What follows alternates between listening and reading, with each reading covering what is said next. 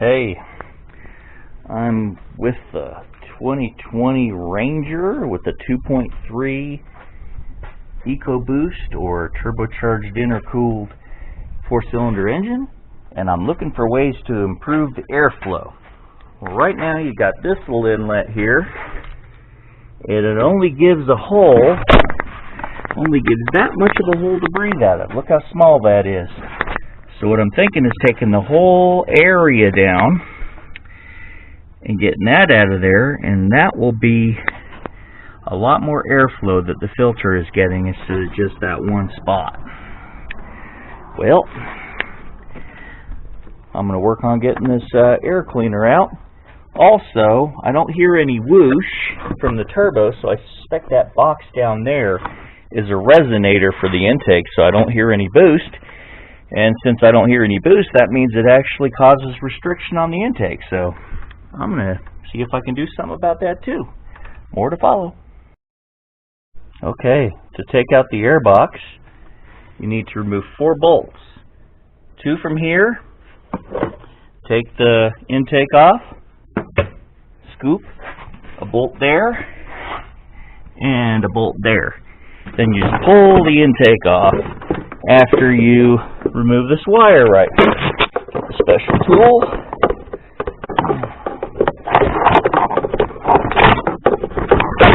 There we go. Take that wire off,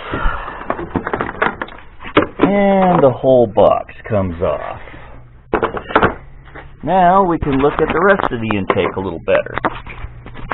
We got that clamp right there, and I suspect there's a resonator inside here quieting up the turbo so you don't hear it. I don't like that. Or maybe that's a blow-off valve. No, that's the intake. The blow-off goes back into there. I see. Okay, here's the blow-off valve, and it blows back into the air cleaner right there. Now it's probably got a resonator in it, and I'm going to see if I can take it off. More to follow. Now I'm continuing on. I use this hose clamp tool, which I will show in another video. This hose clamp tool kind of works like so. Here's the arms, and the arms squeeze. The little pliers handle that grips on the clamp and squeezes it like so, and this releases it. So that's the easiest way to remove one of those difficult pinch type hose clamps without cussing at it, trying to get some damn vice grips in there, especially when they're way down there and you can't reach them, like a lot of them are nowadays. So I'm going to work on removing some. Okay, now more to follow. Okay, here's what I ended up doing to the box. Here's where the inlet goes, this inlet, and that's only a little hole.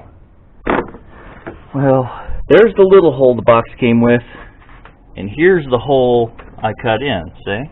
I took the bottom of the box, made a cut, and it's inboard of the intake. So the cold air is going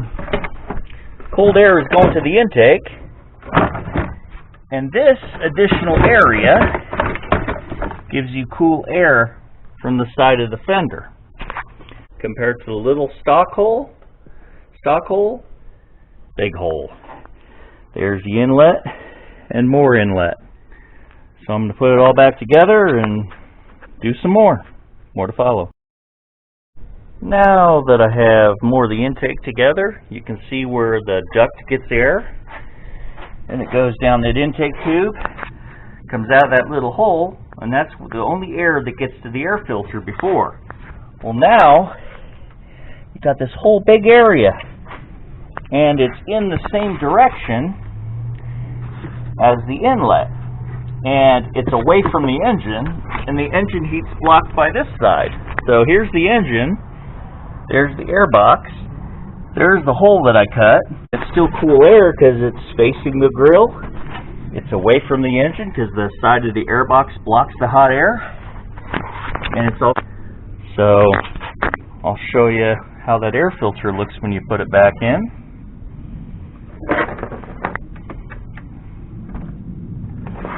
Grab the old air filter, and you put it in like so. And there's how the air filter goes in, the box filter. Now I'm eventually going to put a K&N one in there because it's better, freer flow, but for now I'm getting more airflow, and we'll see if we can hear a difference, because from the factory you hear nothing. Quiet as a church mouse. Alright, well, we'll put more of the intake back together, put this piece back on. I'll probably reconnect the blow-off valve tube, because I couldn't find the exact size to blank that pipe off, because if I take a lid off some drinking bottle or something, I can stuff that in there and reclamp it, and I'll get my straight blow-off valve sound, like every time I let off the gas.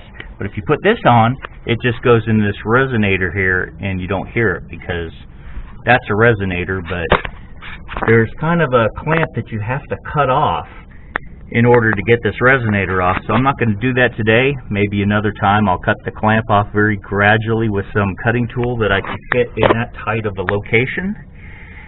And yeah, I'll get that thing off another time and find a way to bypass that resonator or hollow it out, take the guts out of it that resonates it, you know, something like that. Or if I can find an intake kit which bypasses that whole thing and still allows the plugs to go in, because there's a couple connections that go in there, as you can see. So I'll put the rest of the intake together and we'll see how it sounds. Also, for notice, here is where the PCV and the cam covers breathe. So if you want to do a catch can, you would do it between here and here. So you'd have to catch can here and then go back into here. That's a quick, easy place to put a catch can, so it doesn't go into your intake air and dirty your turbine compressor blades, dirty your intercooler and all that stuff with all that oil mist and blow by. Alright, well, I'm going to put the intake back together. More to follow. Well, now I've got the intake put back together. Looks completely original. Looks like I've done nothing to it. Total sleeper mod for free. There's just some air that comes through here. Will work its way down to there, and air there will go there. So I'm getting airflow, and then the next thing I'll do is do a different K&N or another free flow air filter to make the airflow better. So let's test it out and see how it does.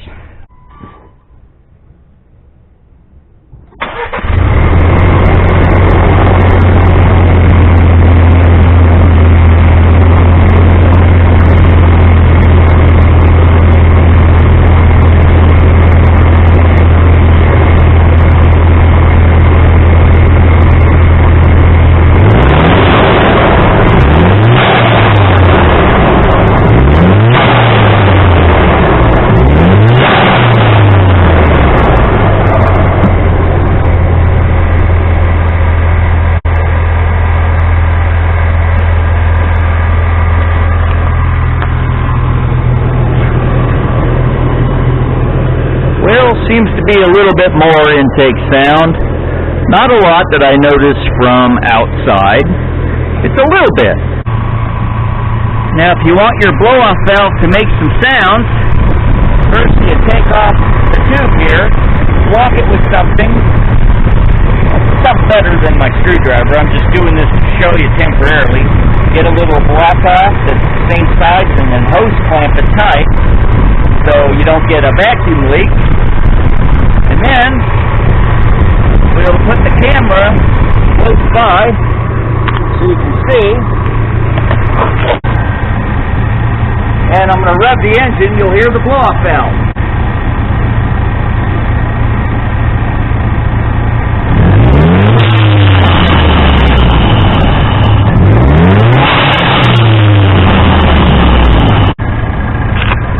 Well, that's how you get your Ecoboost Ranger 2.3 to make the blow-off valve sound. Well, I'm done. I'm just going to connect it back up because I don't need to hear the blow-off sound. So hey, have a great day and mad boosting.